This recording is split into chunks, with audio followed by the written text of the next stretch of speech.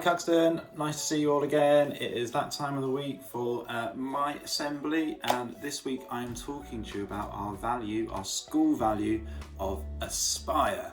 So I'm going to firstly give you a moment just to think, what does the word aspire actually mean? So either if you've got someone to talk to, or if not, just spend some time thinking about it. What does the word aspire mean? Off you go. Okay, so in that time, hopefully you thought about the word aspire and maybe came up with the idea that it means wanting to achieve something. Now, in a moment, I'm going to ask you to think about what it is that you are aspiring for, but I'm going to share a few of my aspirations that I've had with you. Now, when I was your age, the main thing that I wanted to do really was play for Manchester United. Now, I'm secretly, there's a small part of me that's still hoping that I get a phone call from Ole Gunnar Solskjaer to say that he needs me to play for Man United at some point, maybe this week, we'll see. But I think that dream of mine is probably disappearing a little bit. But I've got aspirations now. Something that I would like to do is I'm aspiring to learn some different instruments. So I bought a drum kit a little while ago that I'd like to spend a little bit more time playing. And you never know, one day I might actually end up being able to be in a band playing an instrument. That would be really good fun, and performing some music for people, because I love lots and lots of different kinds of music. So that's a couple of my aspirations. An old one, which I don't think is going to happen now with the football, and one hopefully that might still happen at some point in the future.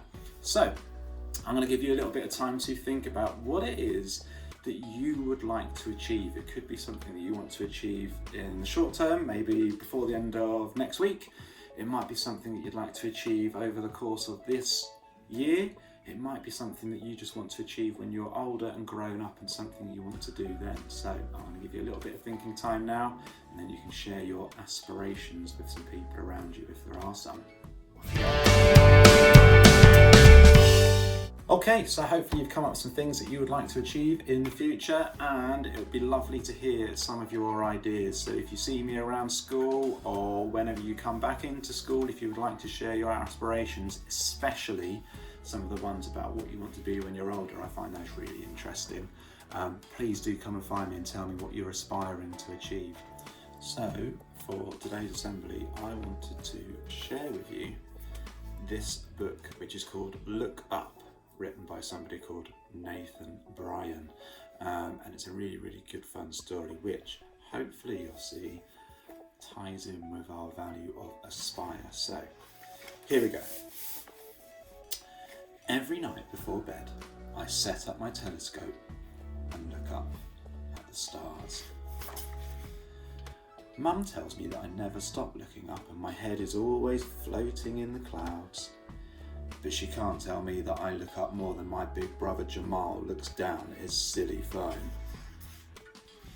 Jamal says I'm called Rocket because I've got fiery breath. But Mum says it's because a famous rocket blasted off into space the day I was born. All I know is that one day I'm going to be the greatest astronaut, starcatcher, space traveller who has ever lived, like Mae Jemison, the first African-American woman in space. Did you know Mae Jemison went into orbit around Earth in the Space Shuttle Endeavour, even though she's scared of heights? Cool, it's quite brave, isn't it? I'm totally prepared. I've defied gravity. And there she is, on swing. Captured rare and exotic life forms. Let's see what she's caught there. And built a ship to the stars. There it is down there. For today's mission, I'm going to see something incredible. The Phoenix meteor shower. I want everyone to see it with me, so I've made some flyers to hand out. Jamal is going to take me to the park to see the meteor shower, but first we have to go to the supermarket. While he's looking for the milk, I will be trying to find the astronaut food. I wonder what astronaut food is. I wonder what they might eat. Did you know meteor showers happen when Earth moves through the trail of dust left by a comet? Did you know most meteors are smaller than a grain of sand? Tiny. Did you know meteors are bits of dust burning up in the atmosphere? And did you know the best time to see a meteor shower is when it's dark with no clouds? In the supermarket, when Kathy, the cashier, isn't looking, I grab the microphone. Tonight, come out and witness the amazing Phoenix meteor shower. Everyone looks up. Kathy takes her microphone back as I hand out my flyers to the other people in the queue. I think Jamal might be a tiny bit cross with me. The Phoenix meteor shower will come soon. We better drop off the shopping and get to the park fast. Oops! Oh, see what's happened to Jamal? He's been sprayed by this huge puddle of water from that car going past. Ha! That wouldn't have happened if you just looked up. Now Jamal is even more cross with me, and he says he won't take me to the park anymore. Oh dear. But when we got home, Mum saves the day. Come on, Jamal, she says, put that phone down and take your little sister to the park. Yes! I jump up and do my famous victory dance around the house. A bit like that, I think. I grab my jetpack rucksack, but Jamal is still glued to his game. Wait till I've completed the level rocket, he grumbles. As we're about to leave, the doorbell rings. Wowzers! Everyone's here and they're all holding my flyers. To the park! I yell at the top of my lungs. We're all so excited. My neck is aching from staring up into the night sky. But I won't stop. I can't miss it. Suddenly the park goes silent. Even the birds are holding their breath. Everyone points their telescopes and binoculars up at the sky. I think I see one. But it's just a plane flying overhead. Everyone moans and groans. We wait, and wait, and wait.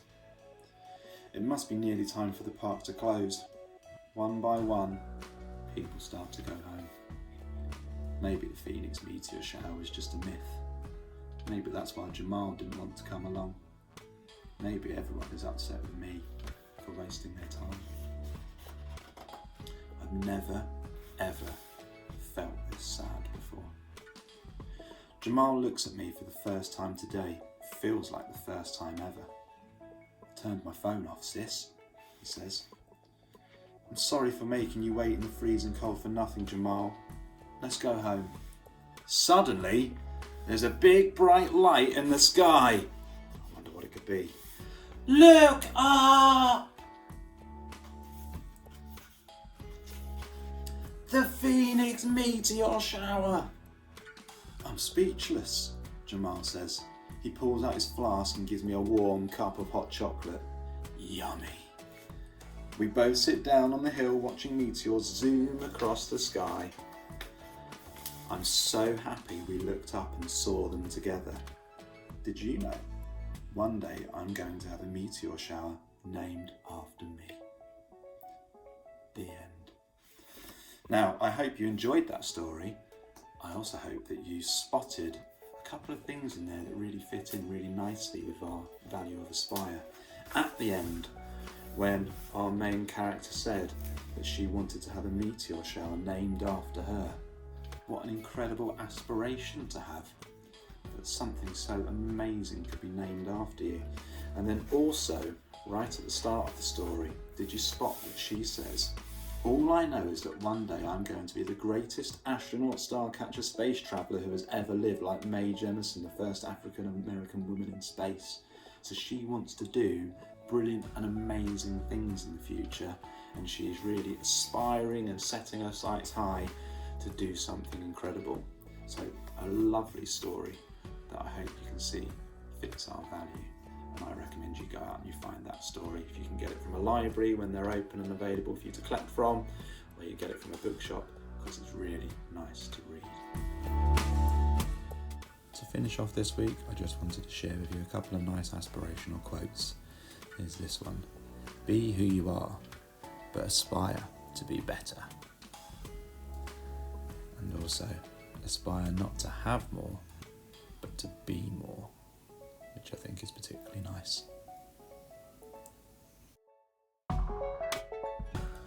Okay, Cuxton, so all that is left is for me to say I hope you have a fantastic weekend, whatever it is that you get up to, and I will see you all again very, very soon. Take care. Bye bye, everyone. Bye bye.